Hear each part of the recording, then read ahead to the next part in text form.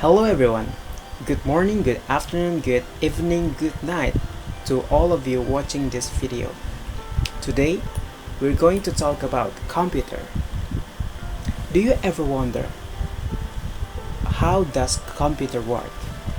I mean, I know you probably use it in daily basis on your life, but what does it really are?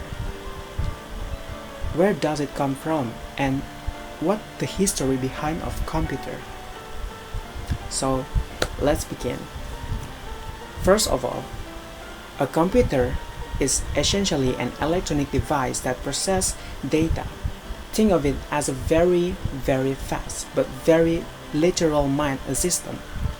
It won't fetch your coffee, but it can help you order one online. Computers can perform billions of calculations per second. And computers do exactly what you tell them to do, no more, no less. They follow instruction, software to the letter. If you make a mistake in your instruction, the computer won't correct it. It will dutifully follow your flawed commands.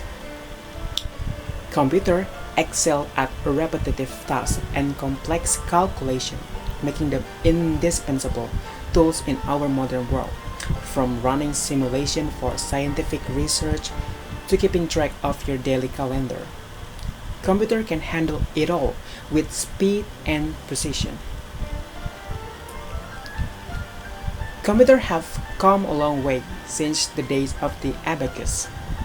Meet the Charles Babbage's analytical engine, designed in the 1830s. Is often considered the first concept of a computer. But why is it considered the first concept of a computer? Because it was the first design to include the essential elements of a modern computer: a central processing unit, memory, and input-output control. And then meet the first electronic computers, ENIAC.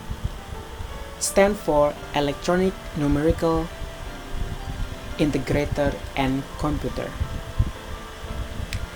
Emerged in 1940s, ENIAC weighed over 27 tons and took up 1,800 square feet.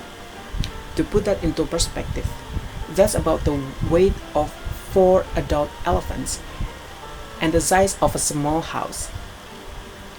But today, in present generation, we have powerful personal computers, laptops, and smartphones that is the size of our hands. Now we know what computers are and history behind of it. But let's get back to the first question. How does the computer work? But in order to answer that question, first, we have to know the component of the computers. First one, we have the motherboard. The motherboard is like the nervous system of your computer, connecting and coordinating all its components to work together seamlessly. It's the unsung hero that ensures everything runs smoothly behind the scenes.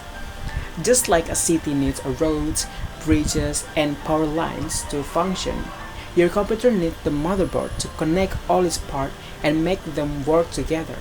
Without it, your CPU will have no way to communicate with your RAM. Your storage devices will be isolated island of data, and your peripherals will be stranded without a connection. And the second is the CPU, often referred to as the brain of the computer. Is where all the magic happens. It's like the conductor of an orchestra, coordinating all the different parts of the computer to perform their tasks in harmony. The CPU works by fetching instructions from memory or RAM, decoding them, executing them using the ALU or arithmetic logic unit, and then storing the result back in RAM.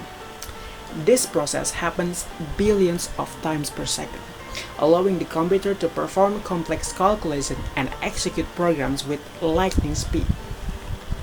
And then the third one is random access memory, or we call it RAM. Let's put it analogy for the RAM. Think of it as a chalkboard or whiteboard. Just like a chalkboard, RAM is fast and can be quickly written to and erased. When you open a program or file, its data is loaded into RAM for quick access by the CPU. But, like a chalkboard, RAM has a limited space. Once it's full, older data needs to be erased to make room for new data. This is why your computer slows down when you have too many programs or browser tabs open. You can blame it on the RAM. And the next storage is hard drive or SSD. Let's put analogy for it. Let's think hard drive as a cabinet, as a filing cabinet. It is a storage, but it is slower than RAM, but can hold onto your data permanently. When you save a file, it's stored on your hard drive or SSD until you delete it, even when your computer is turned off. Unlike RAM, storage has a much larger capacity, allowing you to store a vast amount of data, including your operation system, programs, documents, photos, video, and more.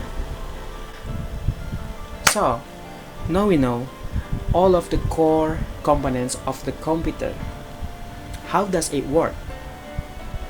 And here's the data processing cycle, and I'm going to make an analogy. Let's think of baking a cake. Imagine you're baking a cake. The process of baking a cake can be likened to data processing in cycle computing. Let's break it down step by step.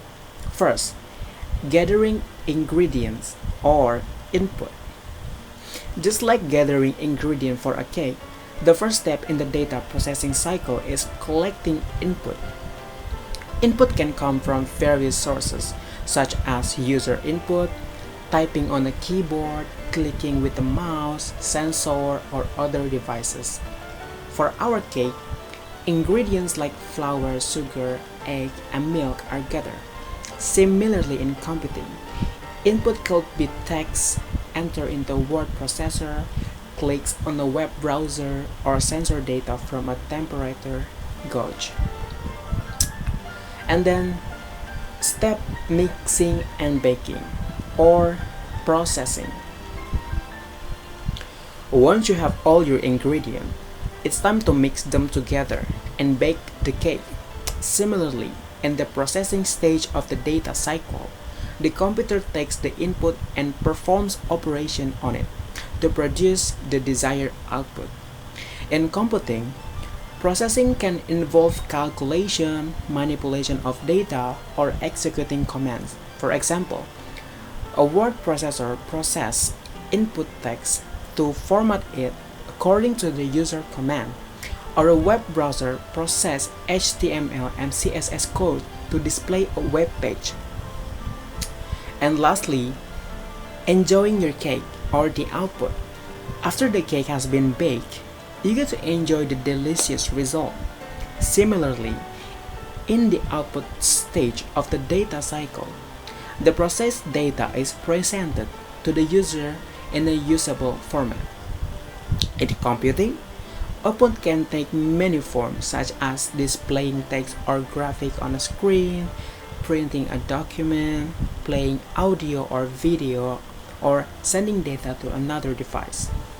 So, just like baking a cake involves a series of steps from gathering ingredients to enjoying the finished product, the data processing cycle in computing involves input, processing, and output. I hope you understand and enjoy this presentation.